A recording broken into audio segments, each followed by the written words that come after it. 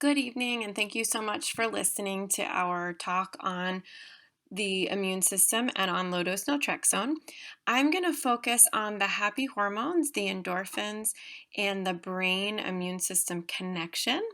And my name's Kate Godley. I'm a physician assistant, and I work with Dr. Salibi, and he helps me with my practice up in North Carolina called the Functional Medicine Center, and we are located in Durham. And let me know at the end if you have any questions. And thanks so much again for tuning in. So just to reiterate what Dr. Sleeby has mentioned about low-dose naltrexone, but essentially what it does is in lower doses, it acts on beta endorphin receptors, which are located in the brain.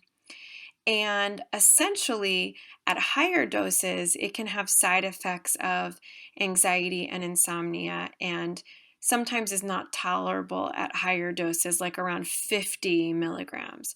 However, between 3 milligrams and 4 milligrams, ideally, low dose naltrexone is a partial receptor antagonist. So it binds to the receptor, but it does not stay bound to the receptor for an entire 24 hours.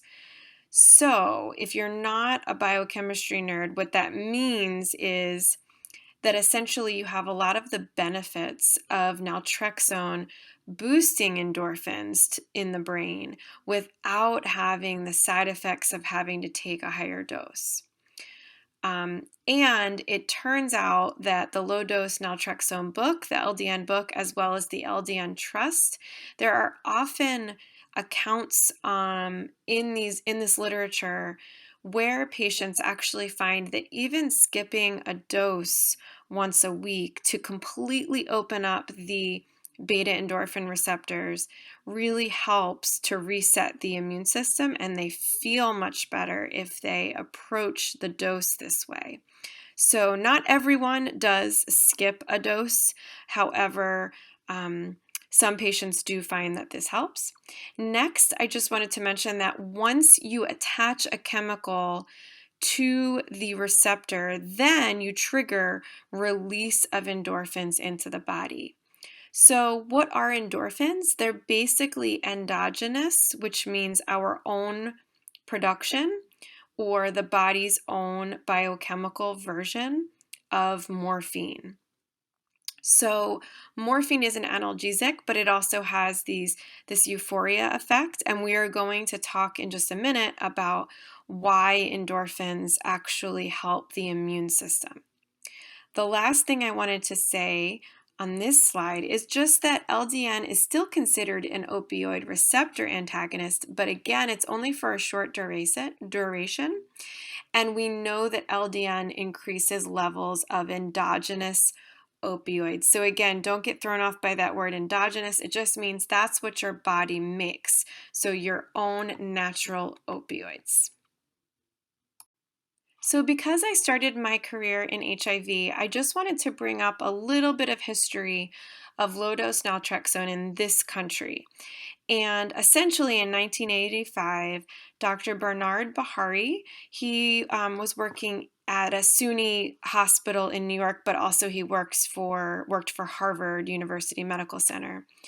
And he noticed that in his HIV patients, that naltrexone was increasing endorphins. So essentially, he was using higher dose naltrexone for patients that had HIV, but also happened to have addiction issues, because higher doses of naltrexone essentially stop the cravings for opiates, for heroin, and also essentially often help stop cravings for alcohol.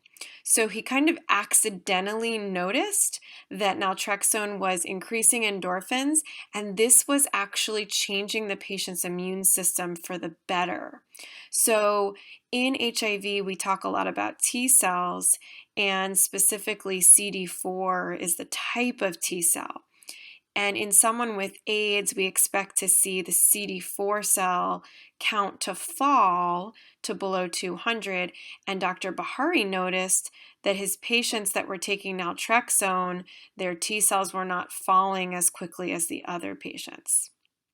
He also noticed fewer opportunistic infections, which means less Candida and Kaposi sarcoma, which is a skin issue, as well as something called toxoplasmosis of the brain and a specific pneumonia, PCP pneumonia.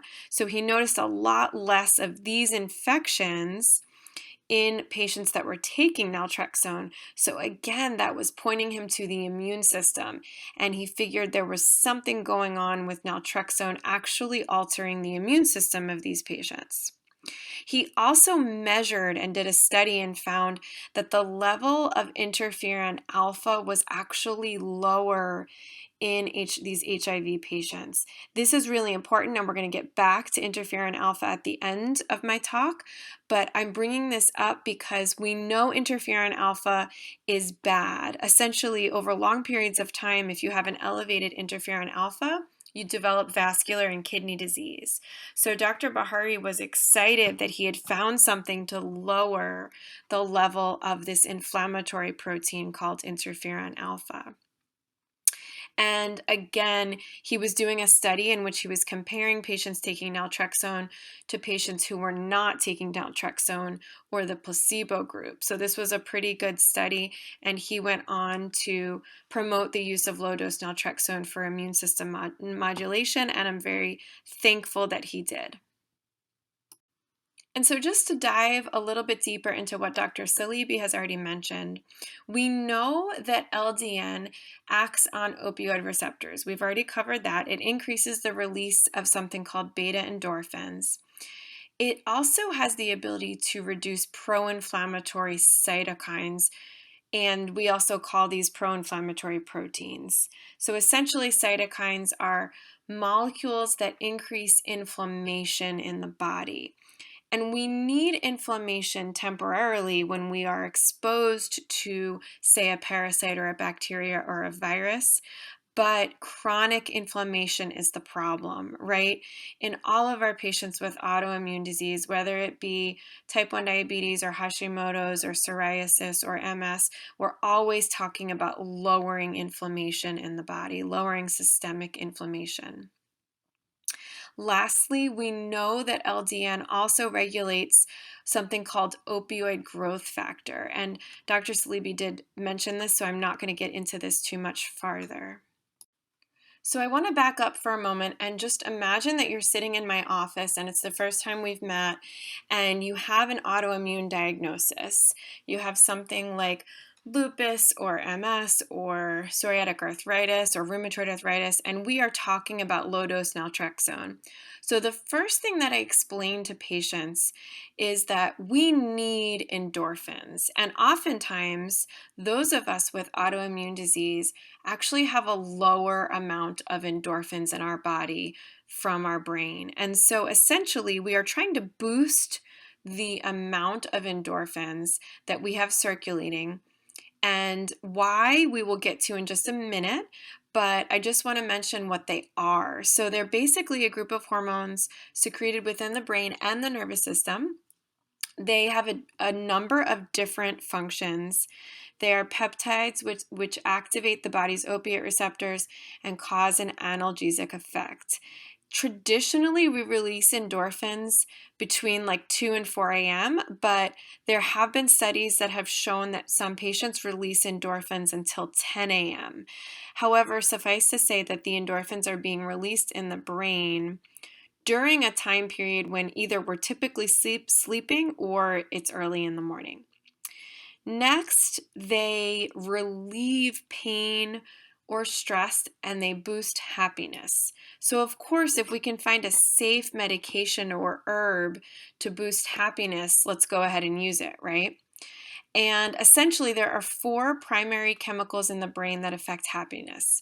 We know about dopamine, oxytocin, serotonin, and endorphins. And you might have heard about some of these chemicals. Something like serotonin can be increased by blocking the reabsorption with a medication like Prozac or Lexapro. We often call oxytocin the love hormone. They say when a woman gives birth, naturally that the oxytocin was higher than it will ever be again. So essentially, we know that the purpose of these hormones is to promote happiness and well-being, and we're going to talk in a minute about how they reduce inflammation. So, what does this have to do with autoimmune disease? Well, again, a lot of people with autoimmunity have low endorphins. We've observed this. And essentially, when the immune system incorrectly or erroneously attacks and destroys tissue in the body, we know that endorphins are always lower. So I hate to use that word always because it may not be always, but in the studies that we have measured levels of endorphins in patients with all different types of autoimmune disease, and we see that these patients don't have enough. So we can boost our endorphins through exercise. If you've ever heard of a runner's high, that's essentially what this is the endorphin level has increased towards the middle or the end of a run and the patient feels great. Acupuncture, massage therapy both boost endorphins. Sex boosts endorphins, meditation, laughter. If you've ever seen yoga that's just laughing yoga, where you just go into a room and you just sit and laugh for an hour, it's kind of interesting. Also, healthy socialization. This is especially relevant now as people are feeling the mental health effects of having been quarantined. Play, just running around and playing. And then finally, low-dose naltrexone. Okay, so in order to understand how endorphins essentially affect the immune system, we need to understand the immune system a little bit better. So let's talk about T cells or T lymphocytes. Essentially, they're a type of white blood cell. And there are different types of T cells, and some of them are good and some of them are bad. Treg is also called T regulatory, and it is a good T cell. It helps to suppress the autoimmune response, while Th17 actually triggers inflammatory proteins that increase autoimmune dysfunction. So Th1 and Th2 are also constantly signaling inflammatory proteins, and Treg also helps to balance Th1 and Th2. Essentially, keep in mind that acute inflammation is helpful, but chronic is not. So, if you are exposed to something like the flu, you really want a Th2 response and you want the body to go attack the virus. But you want to be able to turn off this response after a week or two, right? You don't want the flu to then lead to something like your own body's attack of your pancreas, like happens in type 1 diabetes. Another example is just that increased TNF alpha, which again is a bad thing over the long term. This will actually signal more immune system attention and even death to neurons in a case like MS or a situation like type 1 diabetes. It would mean more death to the beta cells, which produce insulin. I also wanted to mention that Th1 and Th17 cells produce pro-inflammatory cytokines. So don't necessarily worry about what all these different proteins that cause inflammation are called. Just know that Th1 and Th17 are sending a signal to the immune system to send more cytokines that are essentially going to increase inflammation. So it's a snowball effect here. Now, anti-inflammatory Th2 interleukin 4 secreting cells have been indicated to inhibit this autoimmune process. But in autoimmune disease, Th2 is often outnumbered by Th1 and Th17. Next, I just want to mention that these regulatory cells, which again can be called CD4 T cells or Tregs, suppress immune reactions. And these have been demonstrated to be dysfunctional in multiple sclerosis patients. So I went through this article in which the mouse model was given multiple sclerosis or MS. And I linked to the article below in case you want to go read it.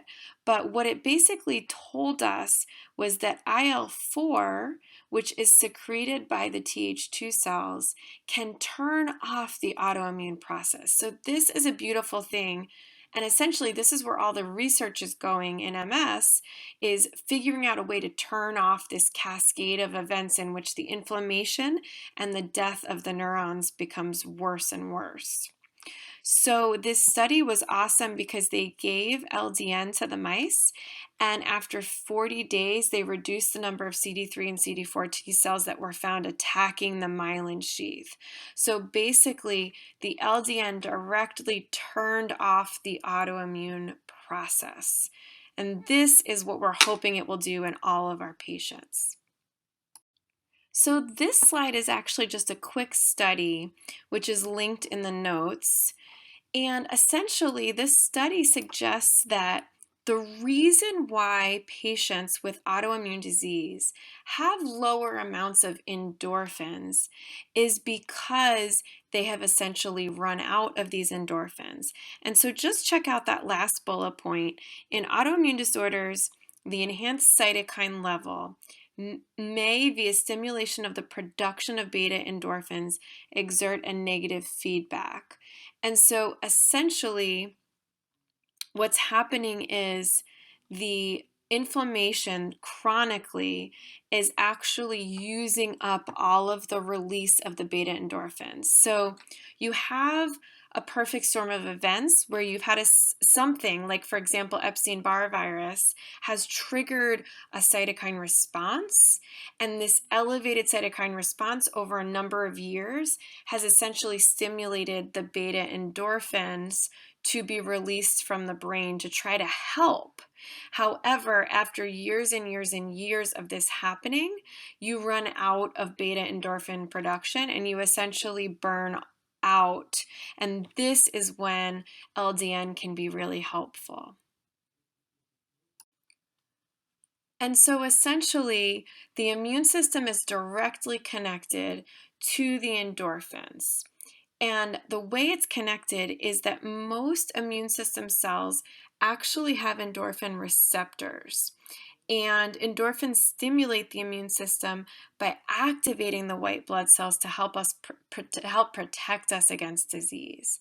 However, we want to make sure that the endorphins are stimulating the T regulatory cells and the parts of the immune system that will help balance the immune response. So that's essentially what's happening when a patient takes LDN.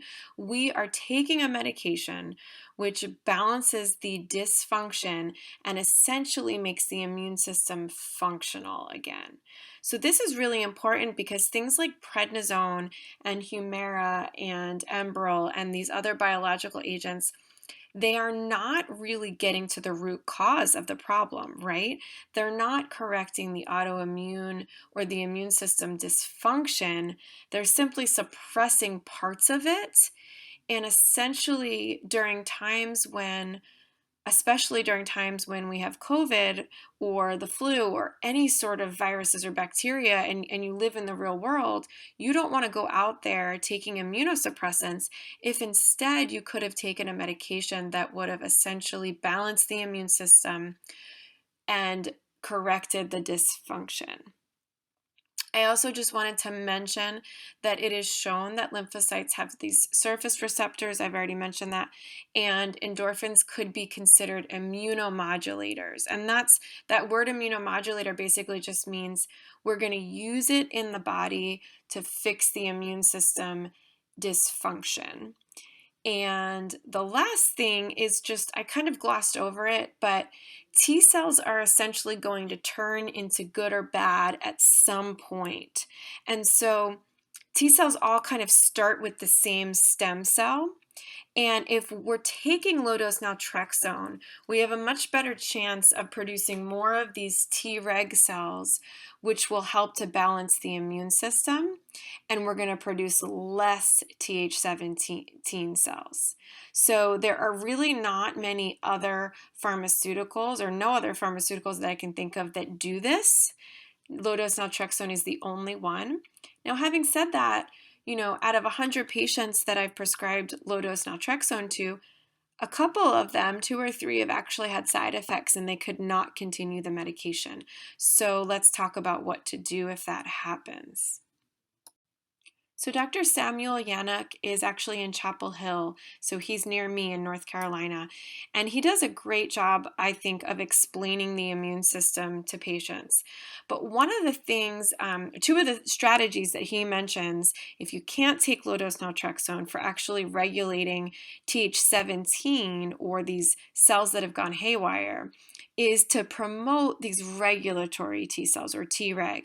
So vitamin D, vitamin A, curcumin, resveratrol, sulforaphane or MSM, and fish oil, they all inhibit the Th17 and help the Treg, which is great. The other thing that's really helpful to address autoimmune disease from the root cause is actually promote Th1 cells. So we now understand that Th1 cells actually inhibit Th17. This is something we didn't really get 8, 10 years ago, but the research on the immune system is constantly growing. So berberine, ginger, sulforaphane, and echinacea all actually help promote Th1 cells. And I would add my final point at the bottom, which is anything that you can do to calm down systemic inflammation will help regulate the immune system. Essentially, you're stopping the snowball effect of inflammation that you're stuck in. So personally, I have found with my own thyroid antibodies that when I take care of stress, when I eat lower carb and prevent insulin resistance, address dysbiosis and heavy metal load, all of those things have drastically helped to lower my thyroid antibodies. And I've seen this help with all of these things help with many, many of my patients. So thank you so much. I hope that that helped you understand how LDN works and how the brain works and the immune system. And please let's reach out with any questions. And if you hang on, we can answer some live.